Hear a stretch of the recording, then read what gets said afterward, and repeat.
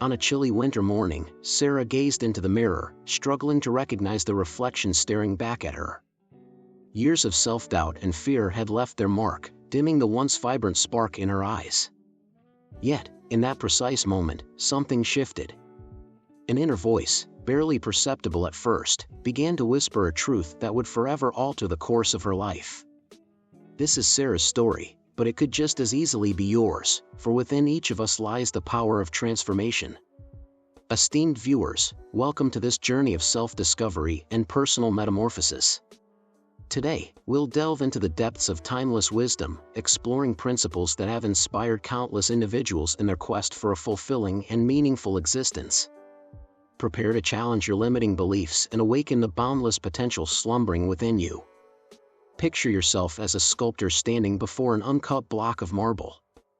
This block represents your life, your potential. Many spend their days lamenting the shape of the block, wishing it were different. However, the true artist sees within that block the masterpiece already existing inside.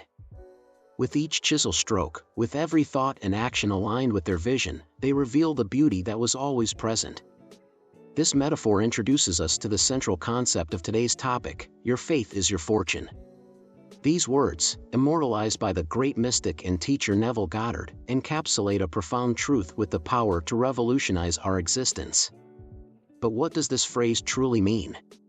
To comprehend it, we must first understand the power of our decrees. As Goddard reminds us in Chapter 2 of his work, "You shall decree a thing and it shall come to pass." These words resonate with an ancient force, reminding us of the creative power residing within each of us.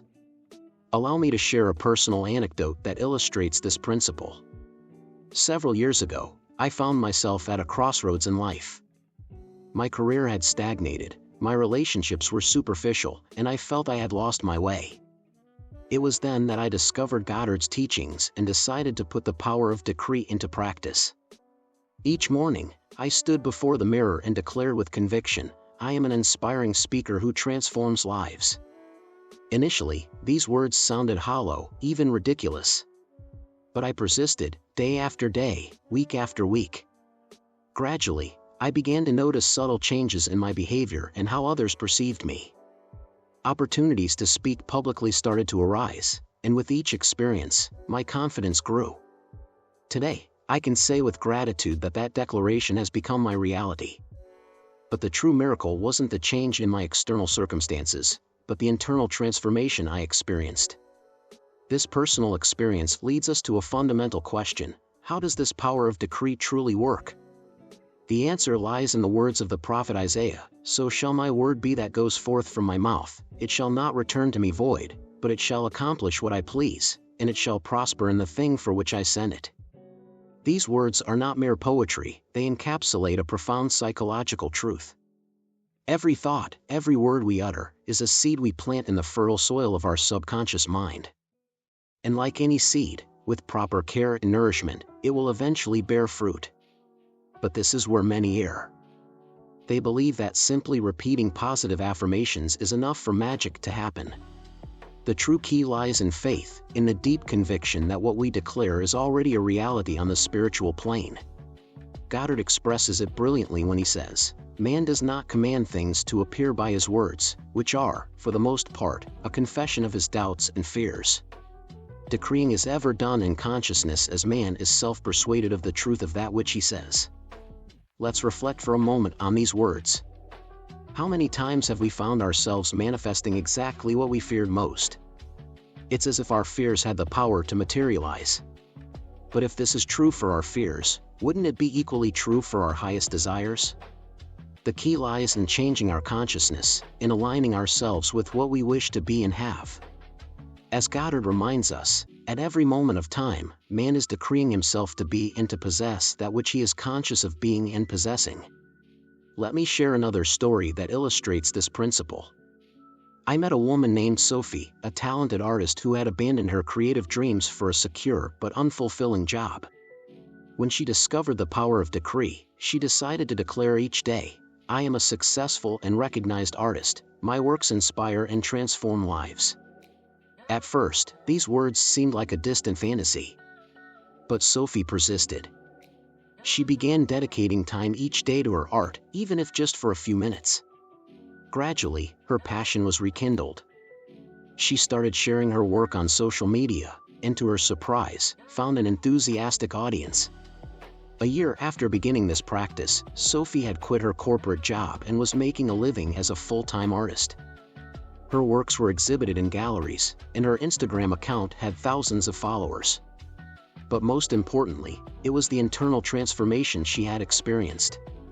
Sophie radiated a confidence and joy that inspired everyone around her.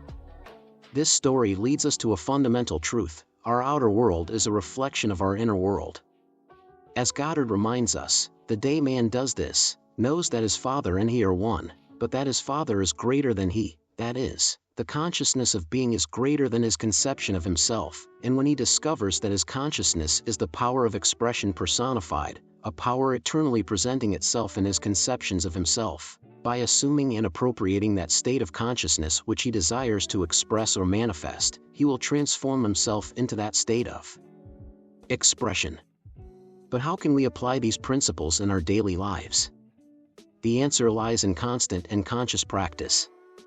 Each morning upon waking, take a moment to decree your desired reality. Not as a future wish, but as a present truth. Instead of saying someday I will be successful, declare with conviction, I am successful here and now. As you go about your day, maintain that elevated consciousness. When faced with challenges, ask yourself, how would the highest version of myself handle this situation? Act from that place of power and confidence. Remember, change isn't always immediate or dramatic. Often, it occurs in small moments of conscious choice. Each time you choose to act from your higher self, you're sculpting that masterpiece that is your life. Now, let me ask you a question. What are you decreeing for your life at this moment? Are your thoughts and words a reflection of your fears and limitations, or of your highest aspirations? Imagine for a moment that you have the power to rewrite the script of your life. What story would you tell? What character would you play? Because, in reality, you already have that power.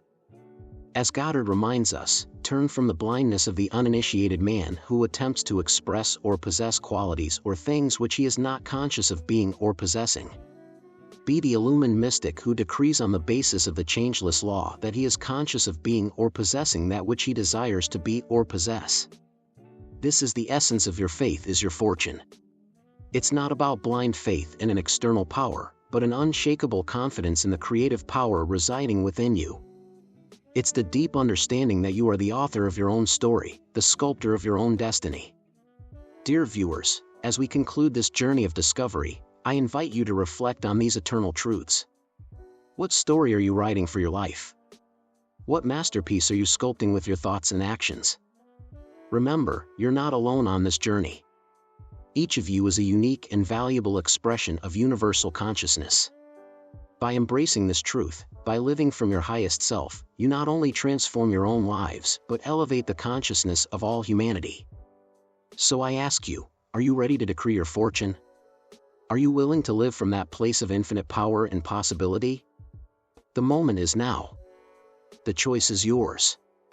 May the light of your true self illuminate your path, and may the wisdom of Neville Goddard and all great teachers resonate in your hearts. Always remember, you are the creator of your reality, the sculptor of your destiny. Live from that truth and watch as magic unfolds in your lives. Thank you for sharing this journey with me. May your days be filled with powerful decrees, and may your light shine in all its splendor. Until next time, dear fellow travelers on this grand adventure we call life.